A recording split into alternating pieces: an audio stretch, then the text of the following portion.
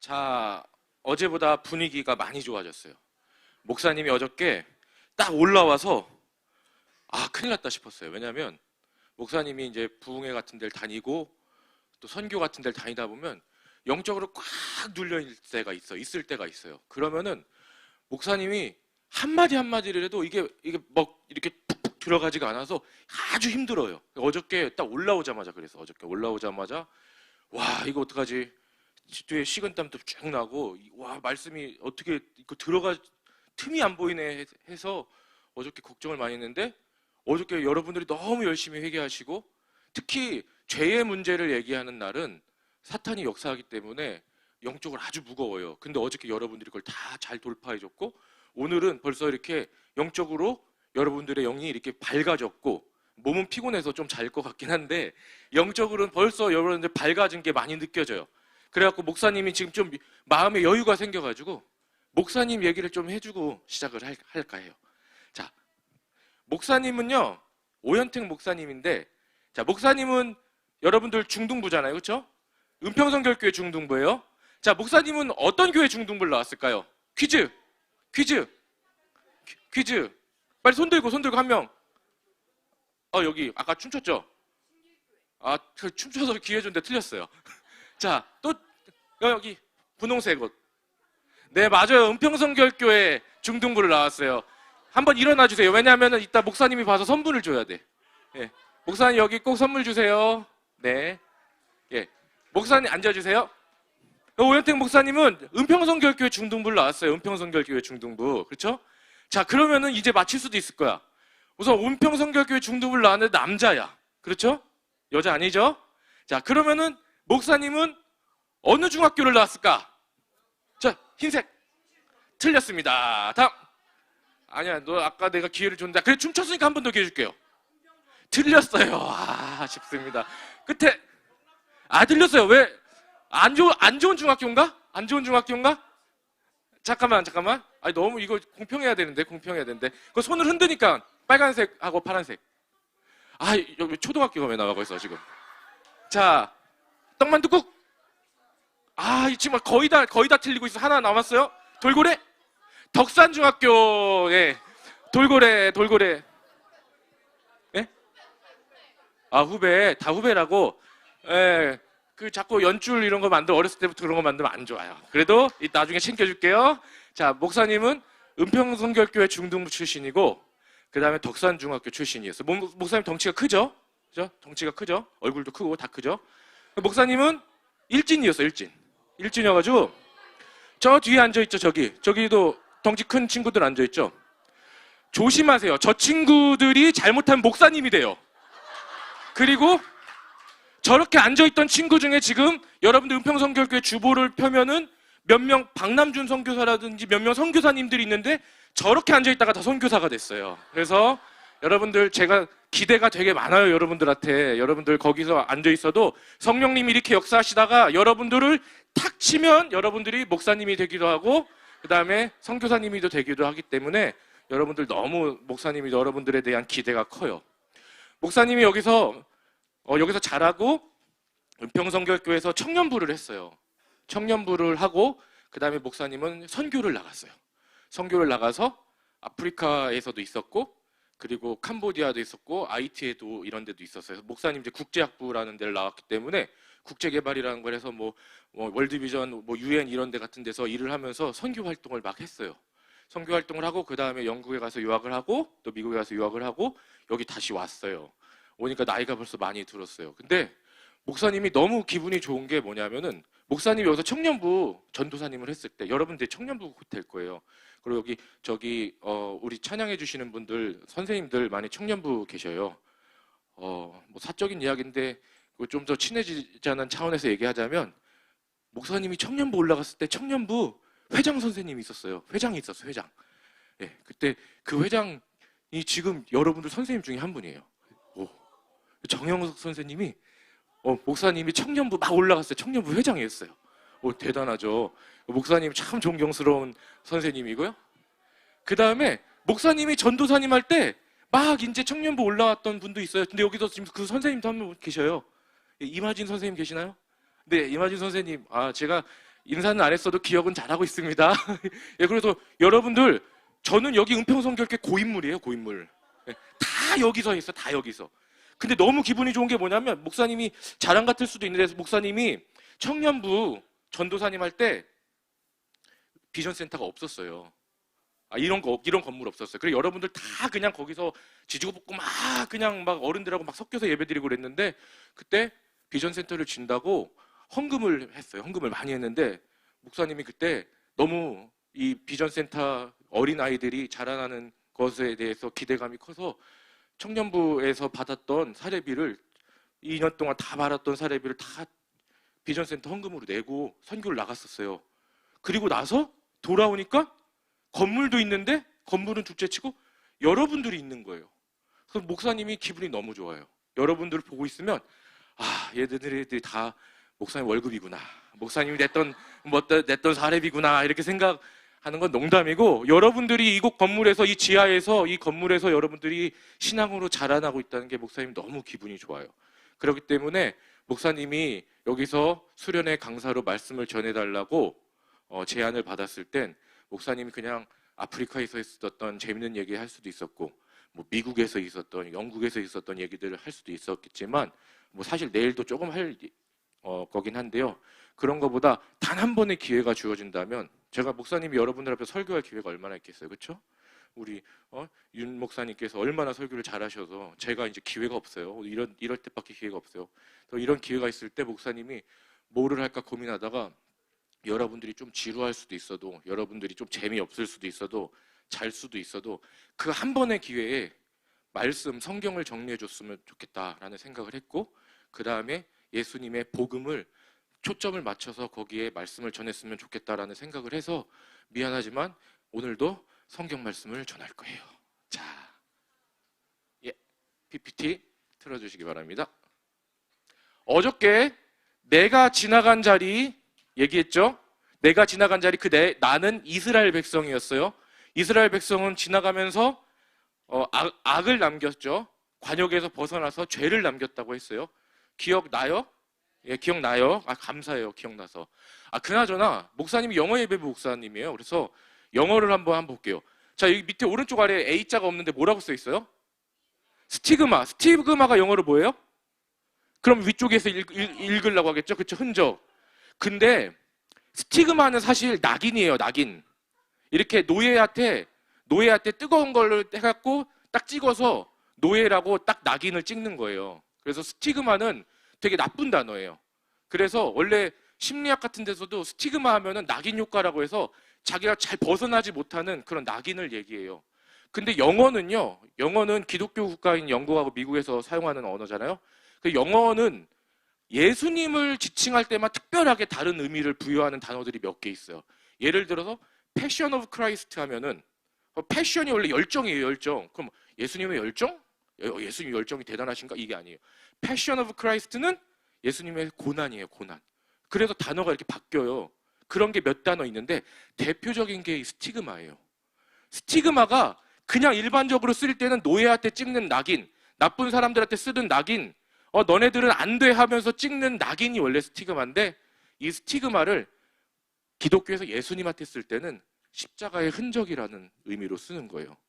그 얘기는 무슨 얘기냐면, 여러분들이 죄의 노예처럼 낙인이 찍혀서 이 지나온 자리가 있지만, 예수님을 딱 만나고 나서부터는 그게 예수님의 사랑의 흔적으로 변한다는 그런 단어의 뜻을 갖고 있어요. 그래서 오늘은 우리가 예수님한테 집중을 하면서 이제 예수님이 지나간 자리, 바로 그가 지나간 자리, 신약 성경의 이야기를 한번 살펴보도록 할게요. 오늘 주제 성구, 글씨가 조금 작은데 여러분들 눈이 좋으니까 읽을 수 있을게요. 한번 읽어볼게요. 시작. 오직 성령이 너희에게 임하시면 너희가 권능을 받고 예루살렘과 온 유대와 사마리아와 땅끝까지 이르러 내 증인이 되리라 하시니라. 이따가 이것도 이제 가장 클라이맥스 때 이 말씀을 한 번 더 읽도록 할게요. 그리고 내일은 주일이에요. 내일은 주일이니까 주일 설교는 짧게, 그렇죠? 그래서 내일은 함께 지나간 자리, 이제 앞으로 우리가 어떻게 살아가야 될지에 대해서 내용을 말하도록 할 거예요. 그래서 오늘은 신약 성경 이야기를 다 함께 들어가 보도록 하겠습니다.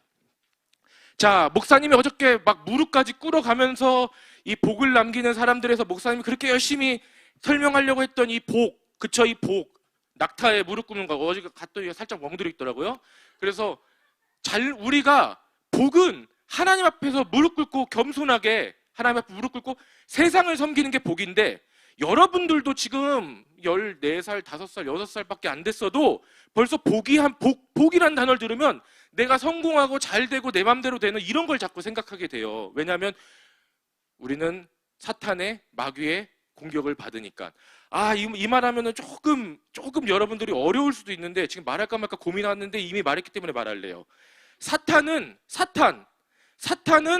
영어로 적이란 뜻인데요. 적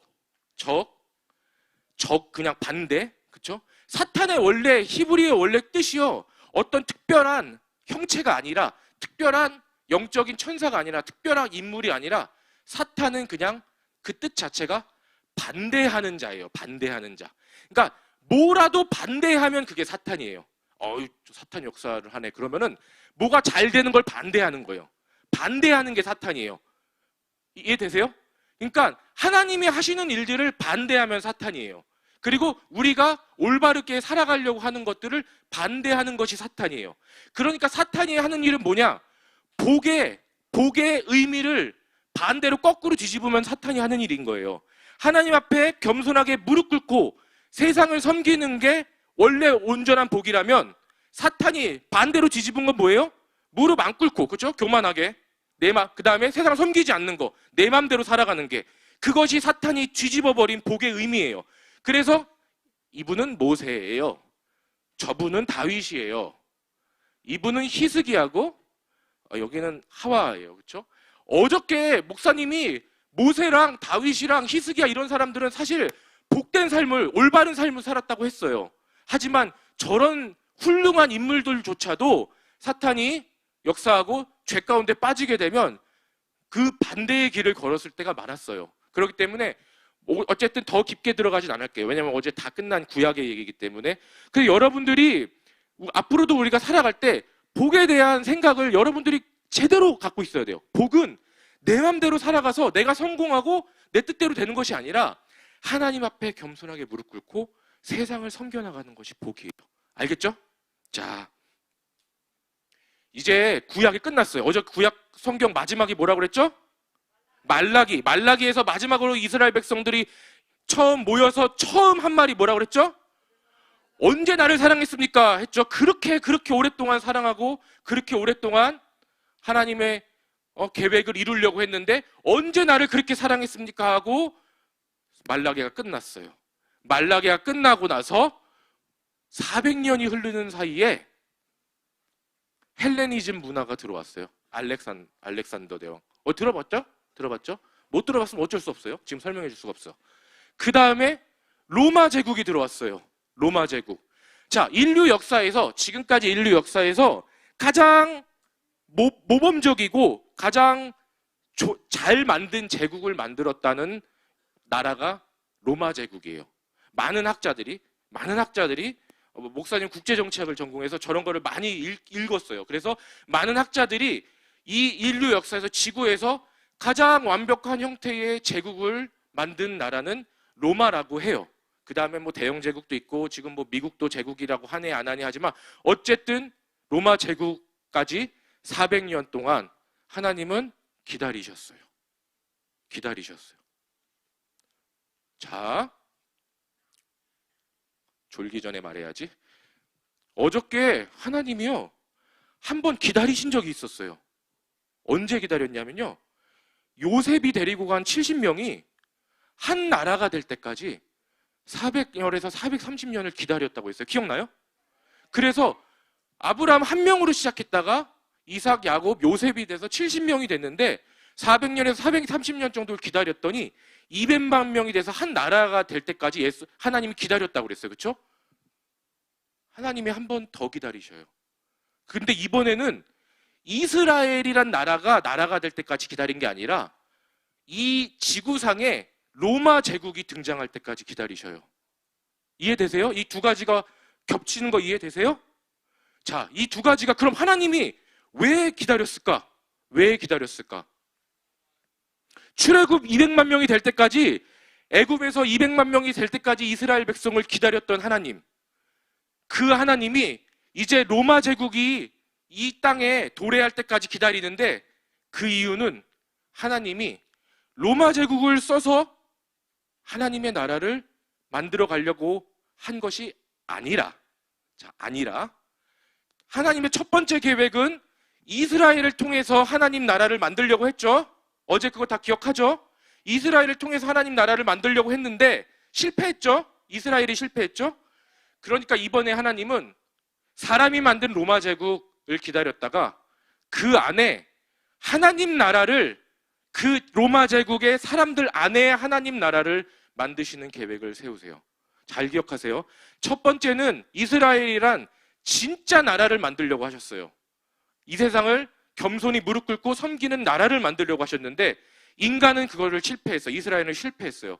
그리고 나서 하나님께서는 로마 제국이 만들어질 때까지 기다린 다음에 그 안에 하나님의 나라를 만들어 나가기 시작했는데요.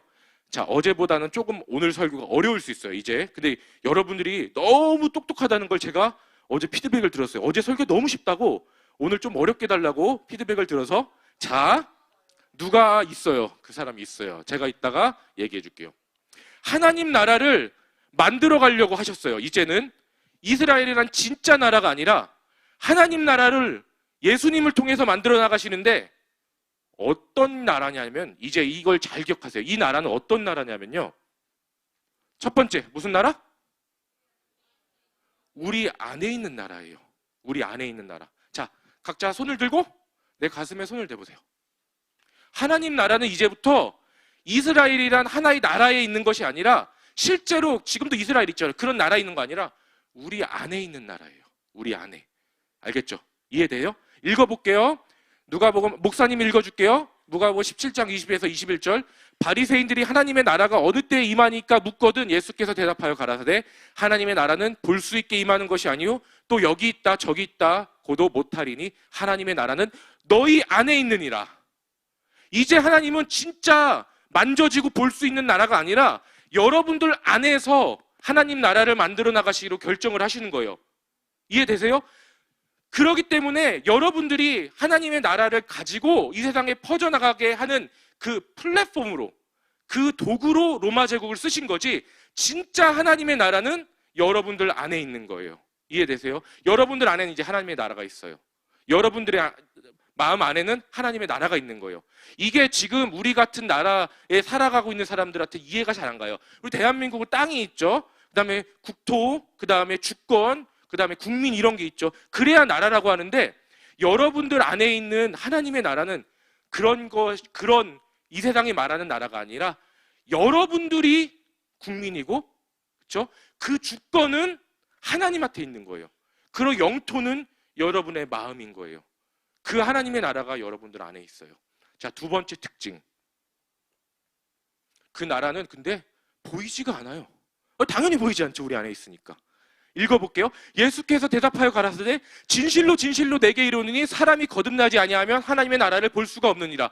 그러니까 여러분들은 오늘 이 개념을 잘 기억해야 돼요. 어저께 목사님이 정성 들여서 말해줬던 개념은 복의 개념이에요. 복은 여러분들이 어저께 정리를 했어요. 겸손하게 무릎 꿇고 세상을 섬겨나가는 게 복인데, 오늘 그 복을 남기고 나가는 걸 이해하기 위해서는 하나님의 나라를 이해해야 되는데, 이 하나님의 나라는 여러분들의 안에 있고요. 그 다음에 거듭난 사람만 볼 수 있는 거예요. 즉 예수 그리스도를 믿고 구원받은 사람들만 여러분들의 안에 있는 하나님의 나라를 볼 수 있어요.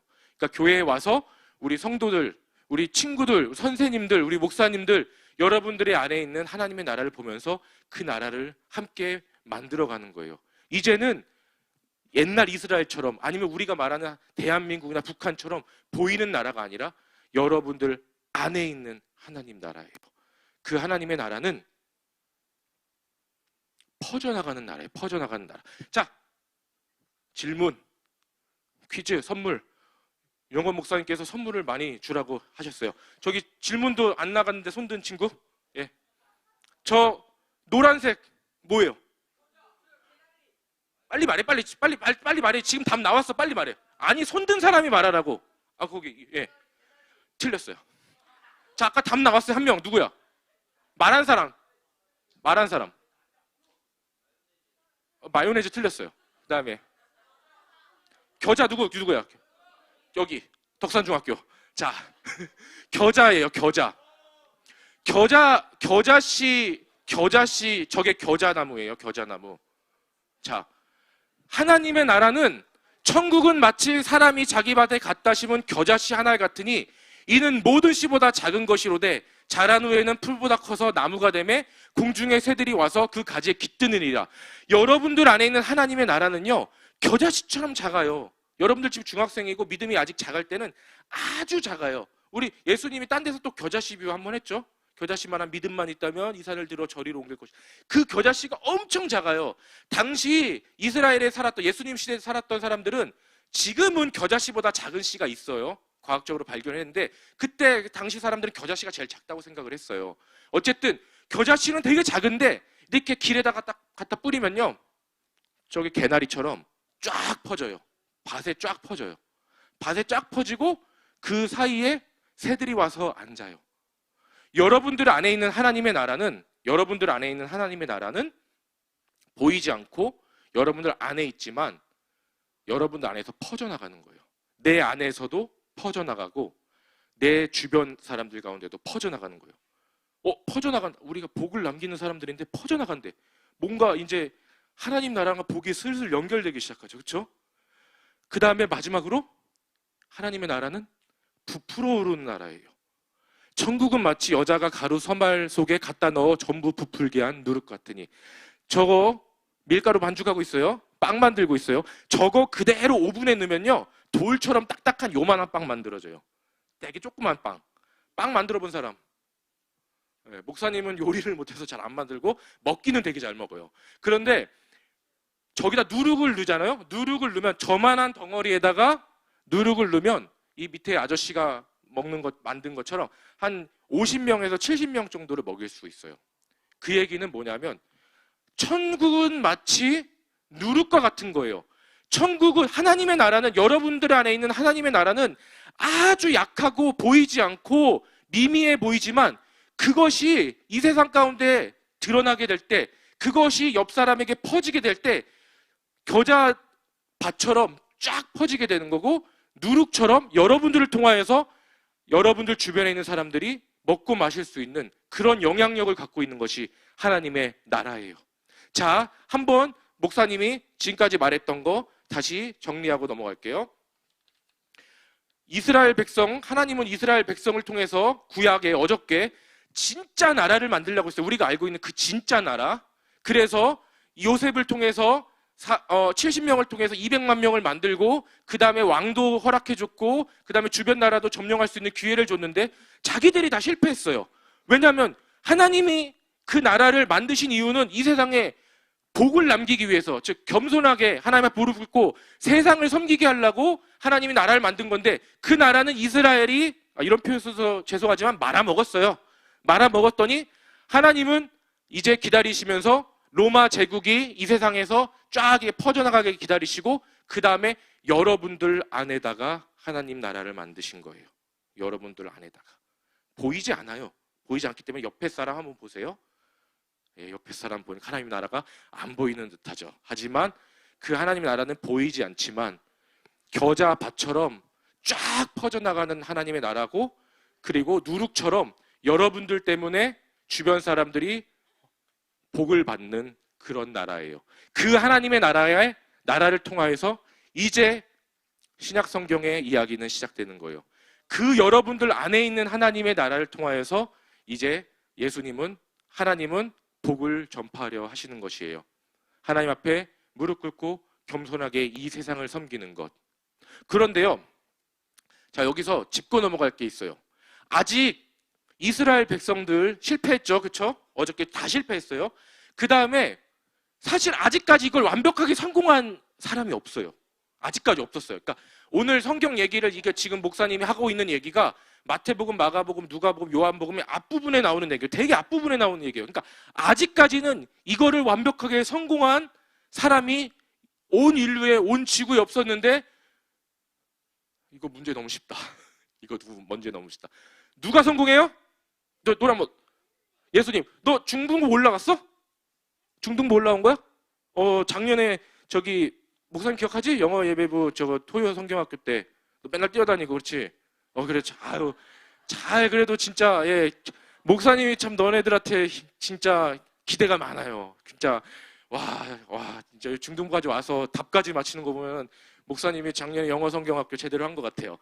자, 이제 그거를 완성하는 거예요. 이제 하나님 나라를 그동안 모든 인류의 역사에서 다 실패했던 하나님의 나라를 이제 우리 안에 하나님이 우리 안에다가 쫙 퍼뜨려 놓으셨는데 이제 그걸 완성해야 되는 인물이 나타나야죠. 바로 예수님이 나타납니다. 예수님이 나타나는 거예요. 목사님 설교의 가장 중심점이에요. 예수님이 나타나요. 말라기서 어제 뭐라 그랬죠? 하나님이 나를 어떻게 사랑하셨나이까 하면서 불평, 불만, 반란, 반역을 해서 끝난 구약 성경의 말라기서를 덮고 나서 바로 다음 장을 딱 피면 아브라함과 다윗의 자손 예수 그리스도의 계보라 하면서 예수님이 딱 나타나는 거예요. 성경은요, 한 글자도 한 그 문맥도 그냥 쓰여진 게 아니에요. 말라기서에서 철저하게 실패한 인류의 역사를 마태복음 1장 1절에서 예수 그리스도가 나타나면서 성경의 신약 성경이 시작되는 거예요. 이제 오늘은 희망의 얘기가 나갈 거예요. 어제는 내가 지나간 자리 계속 죄만 남기고 계속 악만 남기고 계속 관역에서 벗어난 자리였다면 지금 예수님이 등장하고부터는 이제 복을 남기고 올바른 관역을 향해서 이 세상을 구원하는 길로 나가는 자리예요. 우리의 모든 희망은 바로 예수 그리스도께 있어요. 예수님께서 본인이 이 땅 가운데서 그 오랫동안 풀지 못했던, 어제 목사님 말했죠? 천지창조부터 아담과 하와, 노아 홍수, 그 다음에 바벨탑, 아브람, 그러니까 하여간 몇만 년인지도 몰라요. 과학책도 아직 정확하게 몇만 년인지 몰라. 그 몇만 년 동안 실패했던 인류 역사의 모든 실패, 하나님이 기뻐하시는 그 복을 남기는 삶을 이제 예수님이 완성을 하시는 거예요.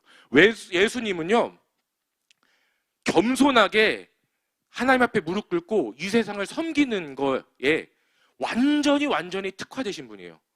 원래 이 오른쪽 위에 그림 보세요. 목사님이 오늘 피드백을 좀 받았는데 이 그림들이 되게 올드하다고. 요즘 애들이 지금 이런 그림 보고 있겠냐고. 근데 목사님이 그리고 앉아 있을 수는 없잖아, 그렇지? 그러니까 좀 이해해주고 봐요. 자, 예수님은 원래 천지 창조 때부터 지금까지 하늘 보좌에 왕 중의 왕으로 앉아 계셨던 분이에요. 어제 목사님 얘기하지 않았지만 창세기 1장에 보면 우리가 우리의 형상대로 사람을 만들자고 하여 하나님이 만드는데 우리라고 해요. 우리. 거기에서 우리는 뭐냐면 하나님, 예수님, 성령님이에요. 그러니까 그 얘기는 뭐냐면 예수님은 천지를 창조하셨을 때부터 하늘에서 하나님과 동등하게 이 세상을 통치하시던 분이에요.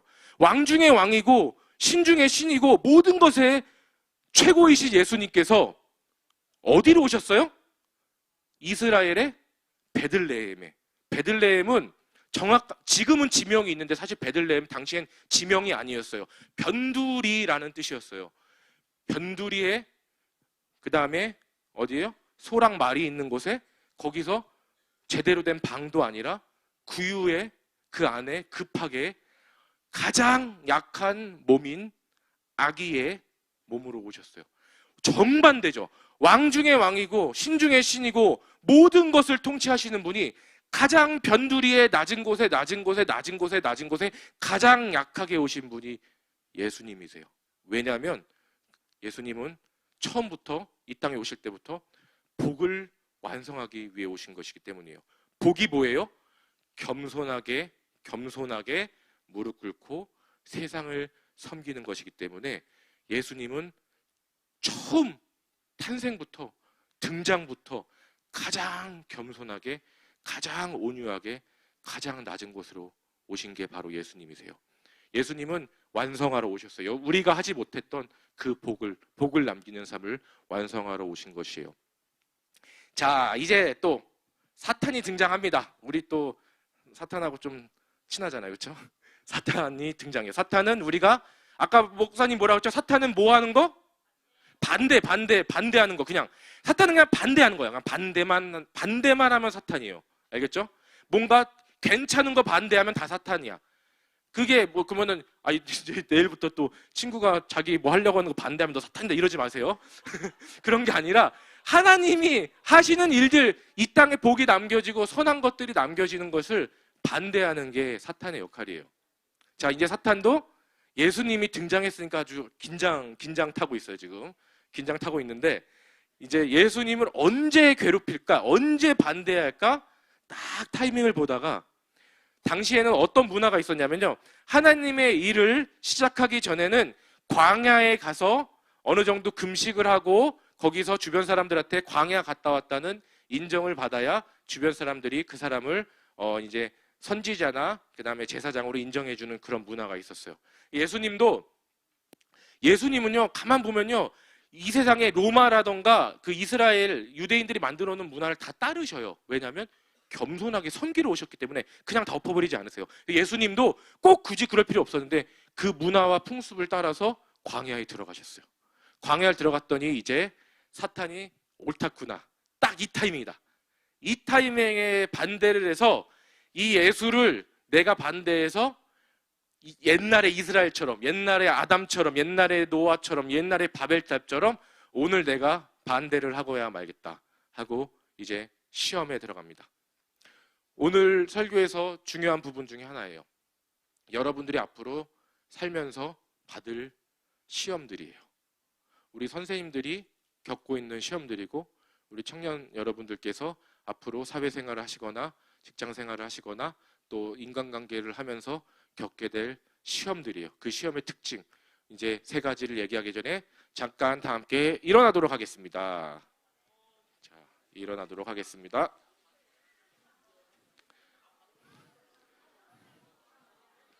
일어나서 어저께는 왼쪽 오른쪽 해서 안마를 했으니까 오늘은 2명씩 짝져주세요. 2명씩 짝져서 둘이 시원하게 목사님 한 3분 정도 줄 테니까 서로 몸도 풀고 여러분들이 기분 좋게 서로 자꾸 반대하고 이상한 소리 하지 말고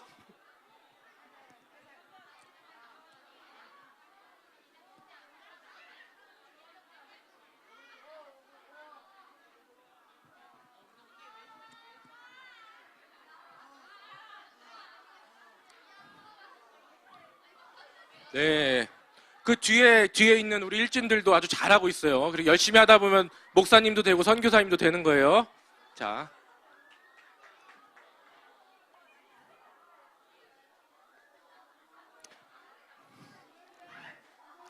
이제 앉아서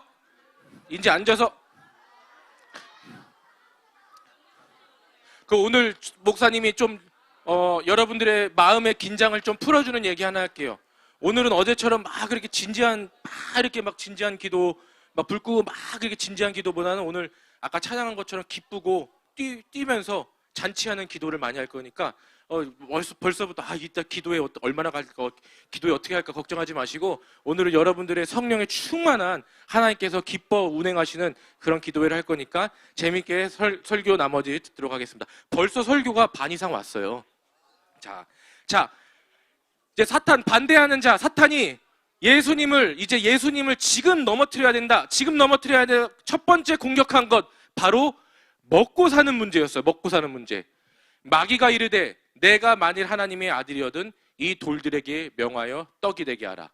자, 여기서 목사님이 여러분들 어떻게 생활하는지 잘 모르겠지만 실제로 먹고 사는 문제 때문에 걱정하는 친구들도 있을 거예요. 하지만 목사님처럼 너무 많이 먹어서 먹는 게 문제가 되는 사람들도 있어요. 그래서 요즘 우리 세대들은, 이 시대는 먹는 거 자체에 이렇게 얘기를 하면은 잘 못 알아들을 수도 있어요. 근데 예수님은 지금 당시에 40일 금식을 해서 많이 배가 고팠어요. 배가 고팠는데 사탄이 와서 이 돌 갖고 떡을 만들려고 하는 거예요. 그래도 여러분들은 잘 이해가 안 될 거예요. 왜냐하면 40일을 금식해 본 적이 없기 때문에 얼마나 배고픈지 잘 모를 거예요. 하지만 사실 이 시험은요, 단순히 돌을 떡으로 만들어서, 사실 떡도 아니죠. 우리 한국에서만 떡이라고 하죠. 원래 빵이죠. 빵으로 만들어서 먹는 시험이라기보다는 더 깊은 의미가 있어요. 바로 뭐를 먹고 살까, 어떻게 살까 걱정하면서 근심하면서 살아가는 문제예요. 왜냐하면요, 이 같은 구절을요, 이 똑같은 시험을요, 이스라엘이 광야에서 받았어요. 그때 하나님께서 만나를 내려주시면서 사람이 떡으로만 사는 것이 아니요 하나님의 입으로 나오는 말씀으로 사는 것이라고 얘기했어요. 즉 이 시험은 무슨 시험이냐면요, 여러분들이 앞으로 살아갈 때 걱정하고 근심하고 나는 뭐 해야 될까? 나는 어떻게 살아야 될까? 무슨 공부를 해야 될까? 아니면 나는 뭐 고등학교를 가야 될까? 어떤 고등학교 가야 될까? 뭐 대학, 이렇게 걱정하면서 걱정 근심으로 살아가는 것에 대한 시험이에요. 이것은 우리가 먹고 살 문제들을 자꾸 걱정하는 그 시험이에요. 거기에다 대고 하나님께 예수님은 이 시험을 어떻게 통과했어요? 사람이 떡으로만 사는 것이 아니요 하나님의 입으로 나오는 말씀으로 사는 것이라. 무슨 얘기냐면 여러분들이 걱정하고 근심하면 시험에서 지는 거고요. 그것이 아니라 하나님께서 나에게 뭐를 말씀하시는지, 하나님께서 나에게 날마다 말씀하시는 그 말씀을 듣고 살아갈 때 이 시험을 이길 수 있는 거예요. 이해되시죠? 그게 여러분들 앞으로 여러분들이 이제 중학교, 고등학교, 사춘기 한가운데 있거나 뭐 끝날 때 있거나 이제 들어가거나 여러 가지 고민이 많을 거예요. 여러 가지 고민이 많을 때 고민하는 건 나쁘지 않아요. 하지만 그 고민 가운데서 늘 기억하세요.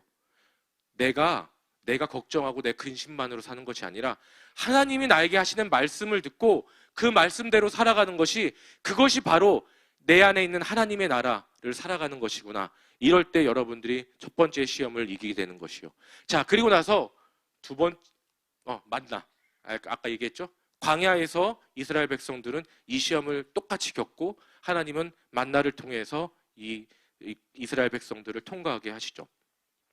두 번째는요, 이 두 번째가 사실 되게 이런 표현에서 좀 그렇지만 골 때리는 문제예요. 이게 보통 문제가 아니야. 이게. 자, 내가 만일 하나님의 아들이었으면 여기서 뛰어내려라. 야, 그럼 이런 시험은 나한테는 안 오겠다. 왜냐하면 나는 안 뛰어내리면 목사님은 뚱뚱해서 빨리 떨어져서 빨리 죽을 수도 있어. 그런데 그런 단순한 시험이 아니에요. 이거는.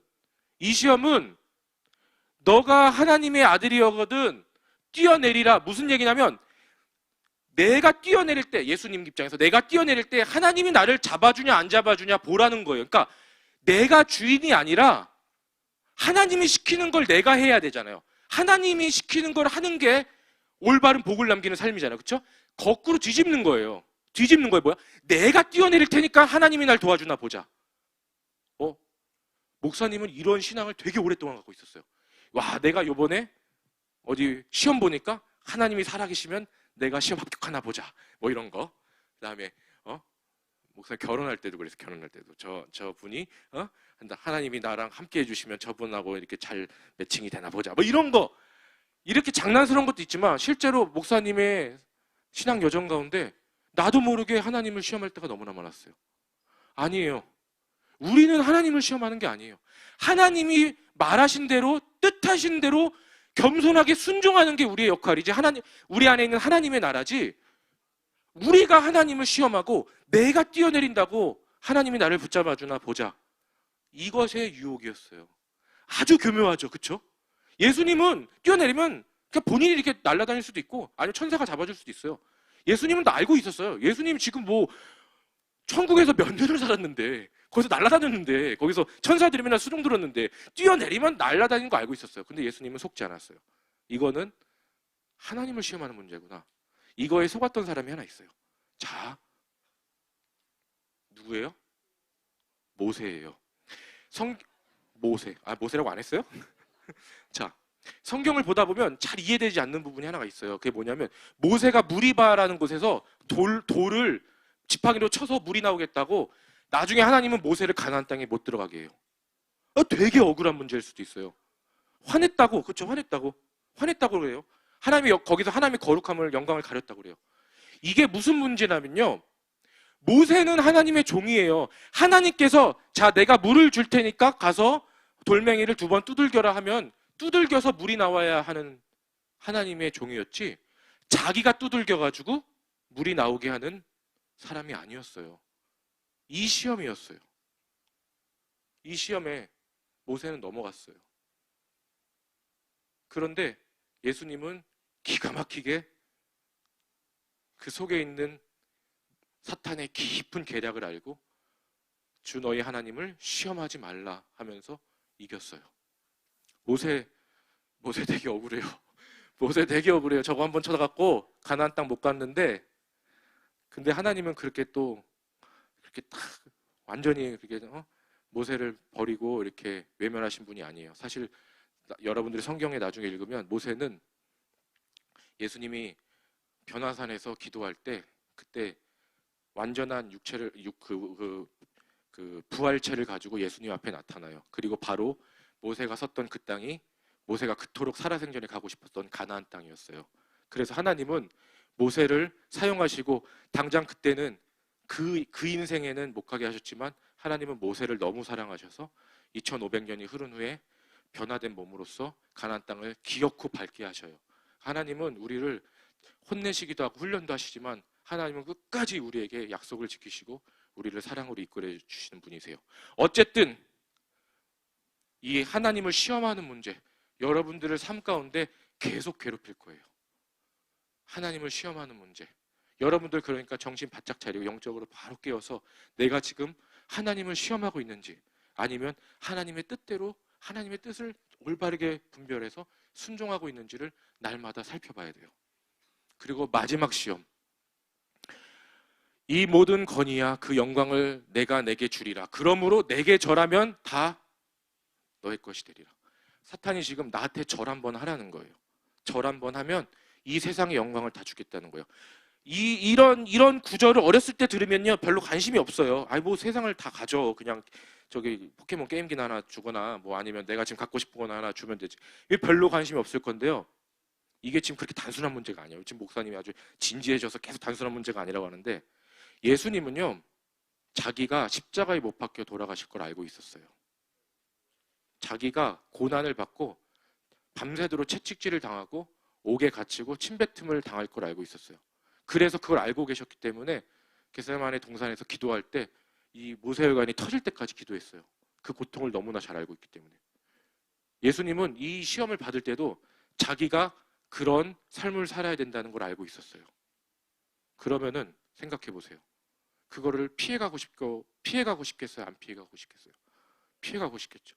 편하게 내가 이 땅에 하나님의 아들로서 왕이 되러 왔는데 좀 더 쉬운 방법을 선택하고 싶지 않았겠어요? 그렇죠? 마귀는 사탄은 그걸 정확하게 알고 있었어요. 너 그렇게 고생할 필요 없어. 너 그렇게 힘들게 살아갈 필요 없어. 너 그렇게 하나님 믿고 너 그렇게 중등부 예배 열심히 드리고 너 그렇게 선생님들 말씀 열심히 듣고 선생님들도 마찬가지예요. 곧 중등부 헌신하고 교회에서 헌신하고 그 다음에 예배 자리 헌금 드리고 이렇게 살아갈 필요 없어.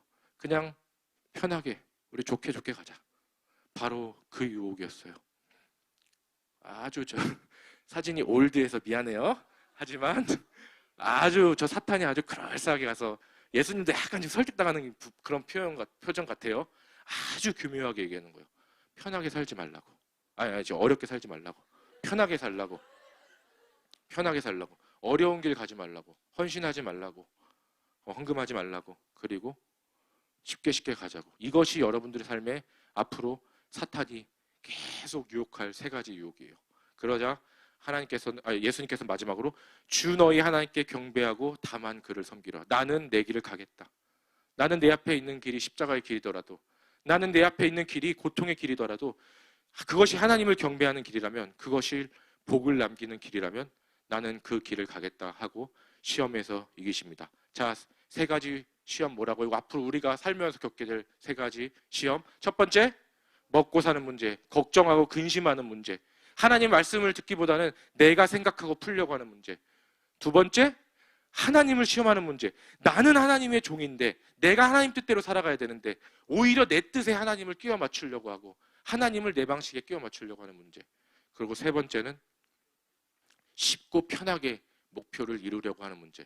하나님께서 나한테 혹여나 고난의 길을 주시고 혹여나 연단의 길을 주시더라도 그 길을 담대히 걸어가는 여러분들이 되시기를 간절히 축원합니다. 그래서 예수님은 결국에 우리는 다 답을 알고 있어요. 예수님은 어떤 분이세요?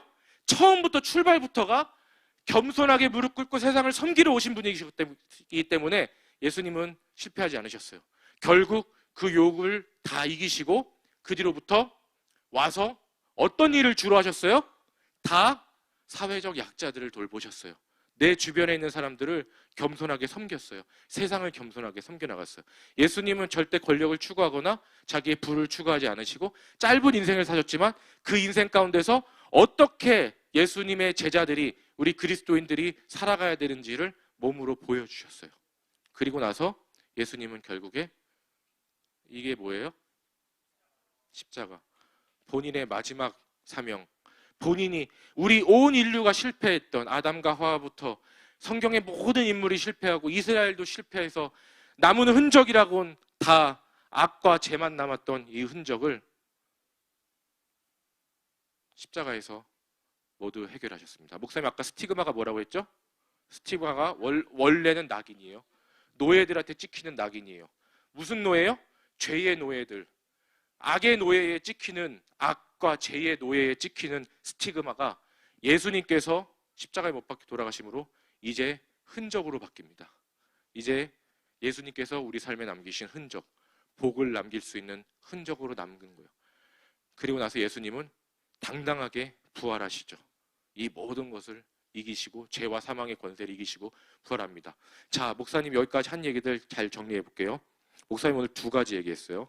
첫 번째, 여러분들 안에 하나님의 나라가 있어요. 보이지 않고, 그리고 여러분들 안에 있고 보이지 않고, 그 다음에 넓게 퍼져나가고, 그 다음에 부풀어 오른 나라예요. 그 나라가 여러분들 안에 있는데 그 나라에 이제 복을 담아서 세상을 섬겨나가야 되는데 그것을 완성하셔야 될 분이 나타나야 됐죠. 바로 예수님이 나타나셔서 그걸 완성하신 거예요. 그렇기 때문에 이제부터 여러분들은 그 복을 마음껏 전파할 수 있는 사람들인 거예요. 예수님의 십자가의 사건으로 인해서. 이제 인간을, 어저께도 계속 말했지만, 교만하게 자기 마음대로 세상을 살아갔었죠. 에덴 동산에서 추방됐죠. 원역사예요. 고대 역사. 노아의 홍수도 겪었고, 바벨탑도 짓고, 바벨론 포로도 되고, 그리고 마지막에 이스라엘이 완전히 몰락할 때까지 주께서 어떻게 우리를 사랑하셨나이까 하면서 하나님의 사랑을 완전히 잃어버리는 그 단계까지 갔지만, 예수님께서는 본인의 삶을, 천국 모든 영광과 거기서 누릴 수 있는 모든 것을 버리시고 이 땅의 가장 낮은 곳으로 오셔서 겸손하게 이 세상을 섬김으로써 하나님 나라를 완성하시는 거예요. 여러분들 안에 있는 하나님의 나라를 완성하신 거예요. 자, 그러면은 이제부터 오늘, 어떻게 보면 오늘 이제 저희들의 기도의 주제랑 관련이 돼 있어요. 이제 어떻게, 예수님은 어떻게 이렇게 그 온 인류의 역사가 실패했고 모두가 실패했던 그것을 예수님이 이렇게 당당하게 이기실 수 있을까? 바로 목사님이 이제 빨리 설교를 마무리하기 위해서 이제 답부터 말해줄게. 답부터. 바로 성령 충만이었어요. 여러분들 오늘은 여러분들의 기도의 시간에 성령 충만을 위해 기도할 거예요. 어저께는 여러분들 죄의 회개를 위해서 기도했어요.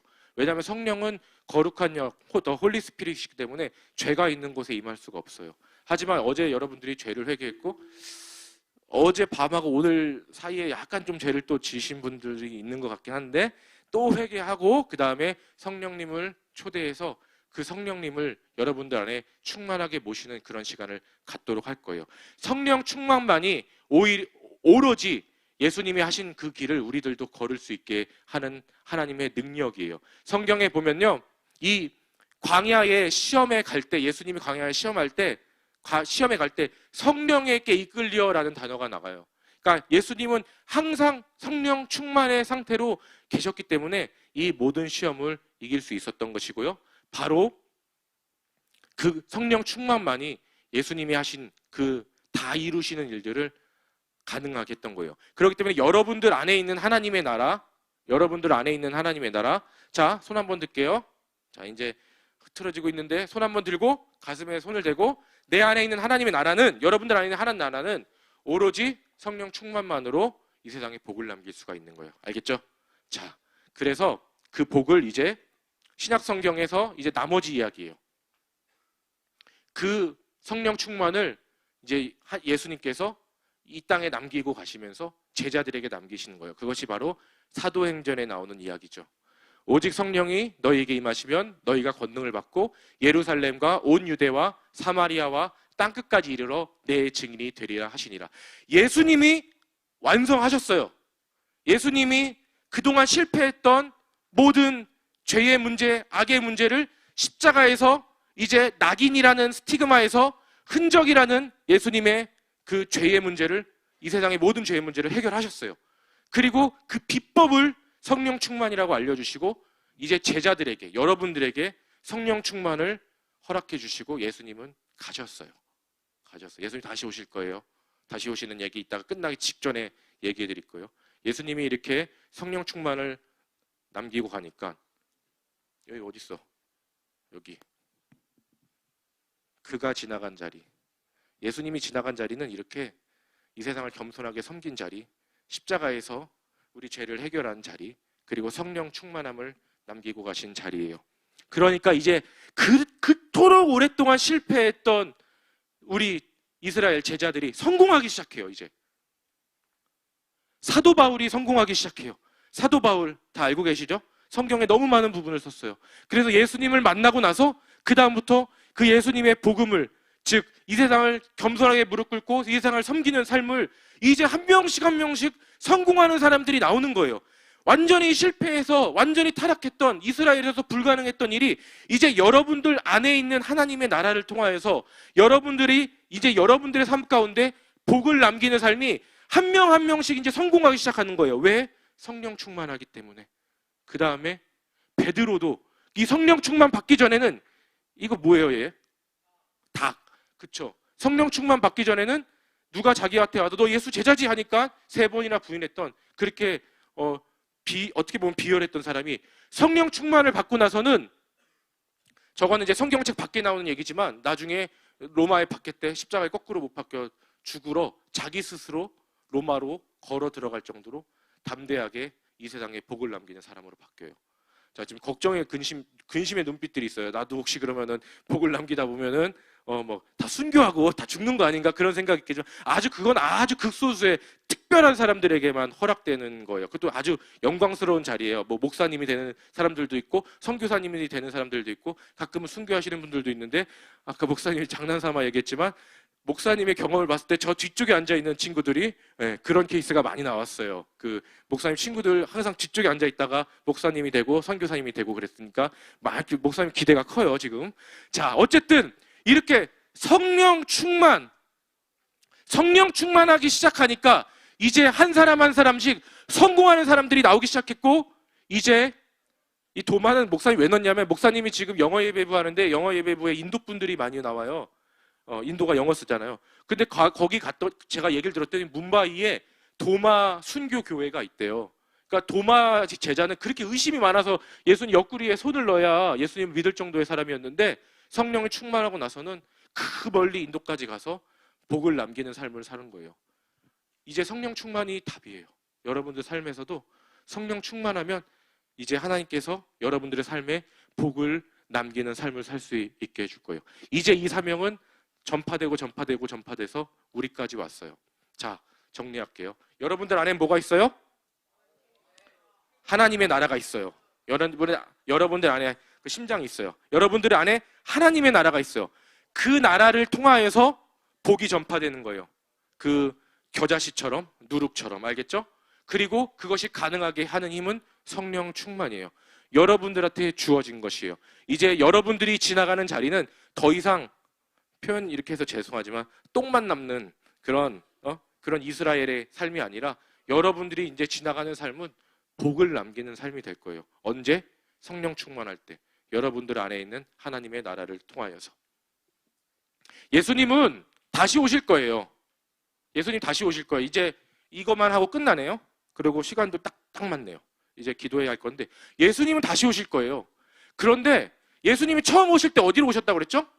베들레헴, 변두리, 낮고 낮은 곳에 가장 약간 아기의 모습으로 왔다고 그랬죠. 그때는 예수님이 죄의 문제를 해결해야 되기 때문에 겸손하게 낮아져서 이 세상을 섬기는 본을 보여줘야 되기 때문에 그 높고 높은 곳에 계신 예수님이 낮고 낮은 곳에 오셨는데요. 예수님이 이제 우리 제자들을 통하여서 이 세상에 복을 남기고 이제 심판하러 오실 때는, 즉 잘했나 못했나 체크하러 오실 때는 더 이상 그렇게 오실 필요가 없어요. 이제는 모든 영광을 가지고 모든 권세와 모든 영광과 모든 힘을 가지고 이 땅에 오실 것이고, 그때 새하늘과 새 땅을 이 땅 가운데 가지고 내려오시고, 여러분들 이 그동안 살아온 것들에 대해서 하나님이 평가도 하시고 여러분들을 그 새하늘과 새 땅에 살게 하실 것이요. 이것이 이 성경의 이야기예요. 이것이 목사님이 여러분들에게 딱 이틀 3일 동안 말씀을 전하면 꼭 전하고 싶었던 성경의 이야기예요. 성경의 이야기는 그 구약부터 지금까지 이렇게 흘러오는 거예요. 그래서 예수님이 다시 오시는 내용으로 성경의 이야기는 끝나요. 자, 성경에 이런 이야기가 하나 있어요. 음악 하나 틀어주시고, 연주해 주시고, 그 다음에 이제 기도회로 들어가도록 하겠습니다. 성경에 이런 이야기가 하나 있어요. 달란트의 비유예요. 달란트의 비유. 이게 무슨 비유냐면요, 멀리 여행을 떠나는 주인이 자신들의 종들에게 뭔가를 맡기고 가는 거예요. 어제 목사님이 얘기했어요. 복은 사명하고 같이 주어져요. 하나님이 여러분들에게 맡긴 것, 그 맡긴 것을 감당해 나갈 때 여러분들에게 복을 주어주는 거예요. 즉 겸손하게 세상을 섬기라고 주는 거예요. 이 비유에서 이 주인은 여러분들에게 달란트를 남기고 가요. 그런데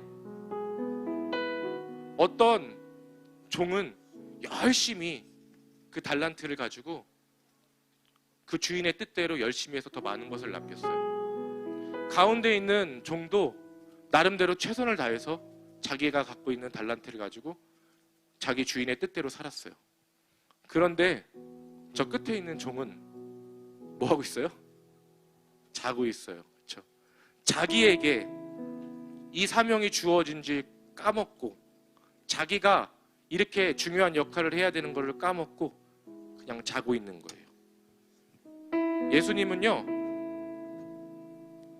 다시 오실 거예요. 그리고 여러분들이 얼마나 이 세상에 복을 남겼는지 물어보실 거예요. 여러분들에게 하나님의 나라를 줬잖아요. 예수님이 여러분들 안에 하나님의 나라를 만들어줬잖아요. 그리고 그것을 통하여서 복을 이 세상에 남기라고 했잖아요. 이 세상을 겸손하게 섬기라고 했잖아요. 그렇죠? 얼마나 그렇게 섬겼는지 예수님은 다시 오셔서 여러분들에게 물어보실 거예요. 얼마나 하나님 앞에서 무릎 꿇고 겸손하게 이 세상을 섬겼는지 한번 물어보실 거예요. 그때 여러분들이 하나님 앞에 당당하게 정말 착하고 충성된 종이었다고 일컬음 받는 그런 우리 중동부 학생들이 됐으면 좋겠어요. 그것이 가능하게 하는 힘은 오로지 성령 충만밖에 없어요. 성령 충만. 그래서 오늘 이 시간에는 성령 충만을 위해서 많이 기도를 할 거예요. 그런데 아까 목사님이 약속한 것처럼 꼭 이렇게 무거운 분위기로만 기도할 건 아니니까 지금은 목사님이 준비한 찬양 함께 같이 부르면서 오늘 들었던 설교들 한번 쭉 생각해 볼게요.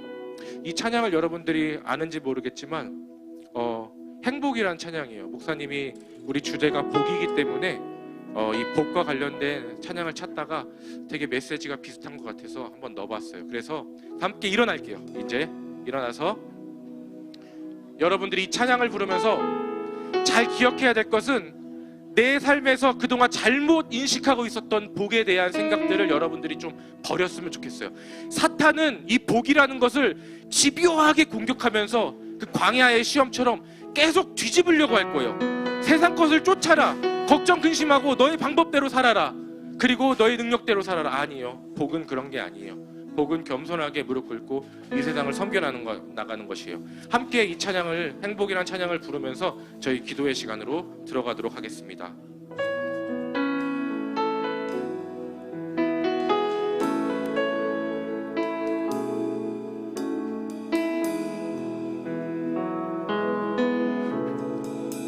화려하지 않아도 정결하게 사는 삶, 가진 것이 적어도 감사하며 사는 삶, 내게 주신 작은 힘 나눠주며 사는 삶, 이것이 나의 삶의 행복이라 한 번 더 찬양할게요. 화려하지 않아도 화려하지 않아도 정결하게 사는 삶 가진 것이 적어도 감사하며 사는 삶 내게 주신 작은 일 나눠주며 사는 삶 이것이 나의 삶의 행복이라오 이것이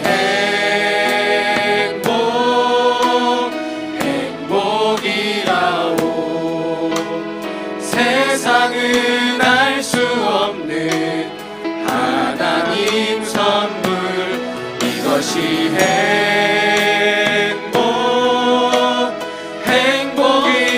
행복이라오 하나님의 자녀로 살아가는 것 이것이 행복이라오. 이번에 한 번 더 찬양 부를 때 마지막 구절 하나님의 자녀로 살아가는 것 이것이 행복입니다. 여러분들 안에 있는 하나님의 나라를 통하여서 이 세상을 겸손하게 섬기고 이 세상에 하나님 뜻대로 살아가는 것 즉 하나님의 자녀대로 살아가는 것 그것이 바로 행복이에요. 이 세상이 말하는 복에 속지 말아요. 사탄은 계속 그 복의 의미를 반대로 뒤집을 거예요. 너의 뜻대로 살아라. 너의 방법대로 살아라. 너희들이 하고 싶은 거 되라. 그것이 아니라 정말로 하나님의 자녀로 살아가는 것 여러분들의 특권이고 여러분들의 하나님의 나라 가운데 살아가는 것 여러분들의 특권입니다. 한 번 더 찬양하고 우리 기도로 하도록 하겠습니다. 한 번 더 찬양하겠습니다.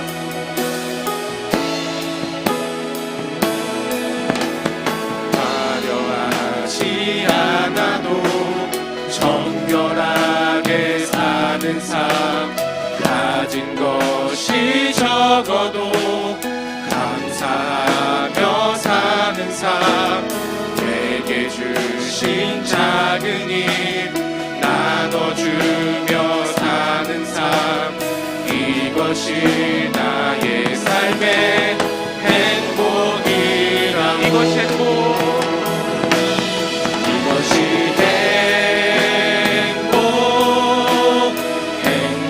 행복이라오 세상은 알 수 없는 하나님 선물 이것이 행복이라오 하나님의 자녀로 살아가는 것 이것이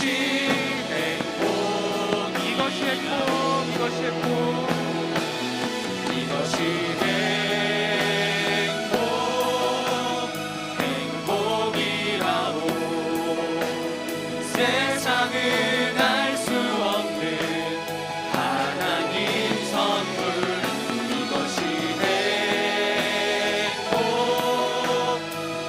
행복이라오 하나님의 자녀로 살아가는 것 이것이 행복이라오. 자, 이 시간 한번 눈 감아볼게요.